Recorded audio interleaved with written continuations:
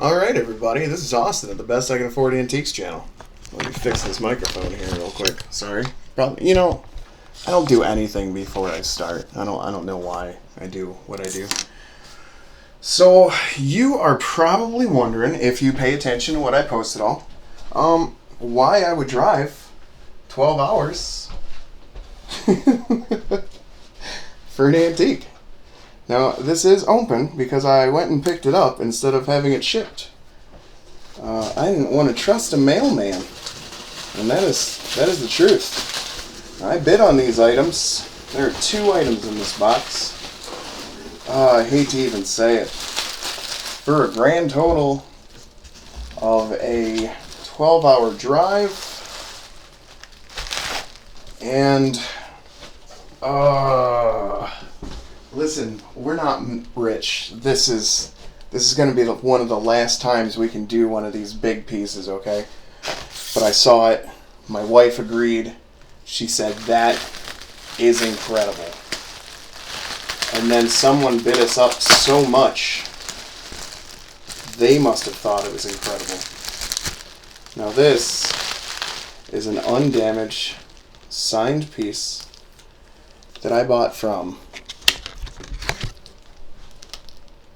Ian S. Casper at Lot 14 Auctions. Really, one of the items I bought was so cheap. $50 for a blazingly good piece of Cloisonné. Really, if you get the opportunity, look up that guy's auction info. Lot 14 Auctions. He had a lot of good stuff. I couldn't afford to bid on everything. Oh, look at this charger. This is by Takahara Komajiro. Not to be confused with another Takahara. This is an example of Kyoto ware. So carefully. Look at that. Okay, let me move us just a little bit here. When we get up close to this, you are going to be absolutely blown away. Alright, I'm sure you're already starting to see it. Now, Kyoto Jippo is wire cloisonné with a lot of different geometric designs. There's usually background cloisons. Kyoto Jippo kind of started as its own little branch of Japanese cloisonné. I'm not an expert on Kyoto Jippo, but typically if a piece looks like this and it has geometric patterns thrown all over the place, and background cloisons, and it's from Japan, it'll be a Kyoto Jippo piece. So this is an excellent example of that type of art, and this was actually one of the most prolific and consistent artists of Kyoto Jippo. So his pieces almost always would have been in the same style. They would have had these coins or roundels, and not always the same, obviously, but many circular patterns. And then, look at this. Someone handmade every one of these little swirls. Now let me put a chopstick tip to one of them. Do you see that?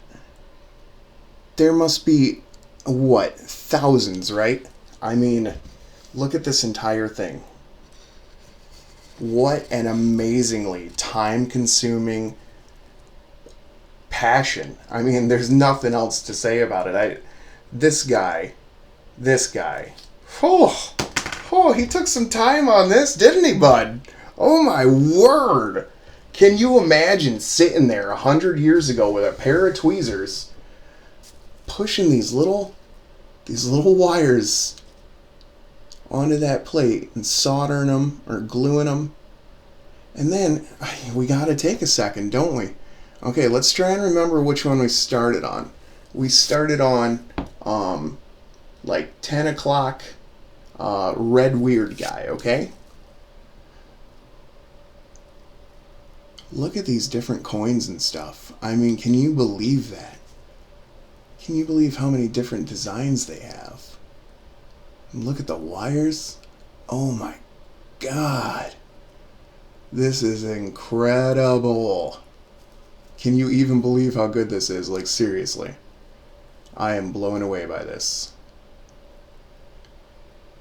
The back's even good. Wait until we get to the back, dudes.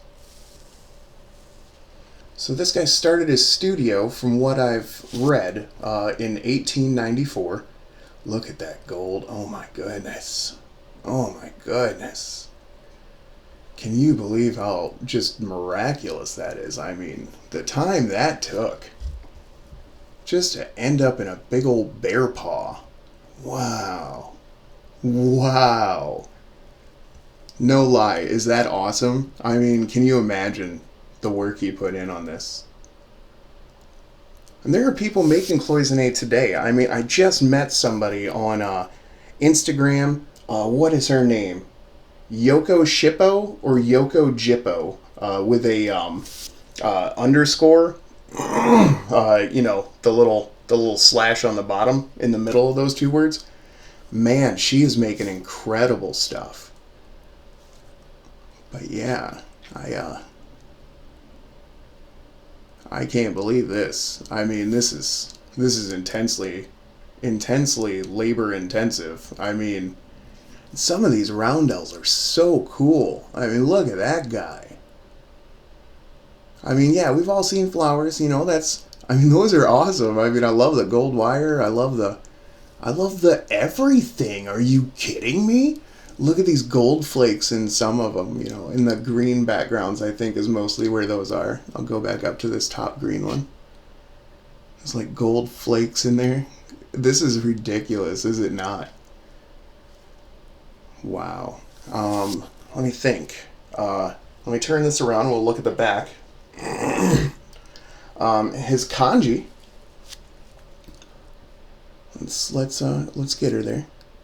His kanji. Now that's the kanji for Takahara, but like quoting someone said, romantically the translation is high prairie, which I think is pretty neat.